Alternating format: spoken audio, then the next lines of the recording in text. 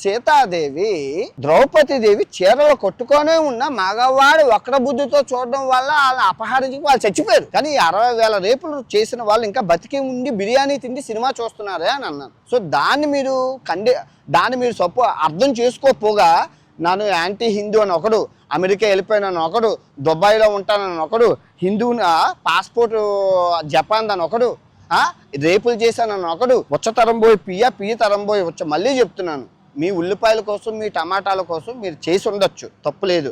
కానీ భగవద్గీత మీద వినాయకుడి మీద ప్రమాణకం చేసి చెప్తున్నాను. 2026 హాస్పిటల్ బెడ్ మీద ఉండి దరిద్రాన్ని అనుభవించినప్పుడు నేను గుర్తొస్తాను. నేనేం అనుభవించను, ఎందుకంటే ధర్మం న్యాయం అనే 2 అస్త్రాలతో బతుకుతున్నాను. నేను ఏ రోజు మనిషిని మోసం చేయలేదు, ఏ ప్రమోషన్ చేయలేదు, నిజాయితీగా బతికాను. నాకు వచ్చిన డబ్బుల్ని కూడా ఒక 80 లక్షల రూపాయలు దాన ధర్మాలు చేశాను. బెట్టింగ్ యాప్లో చనిపోయిన కుటుంబాలకి 30 లక్షలు ఇచ్చాను.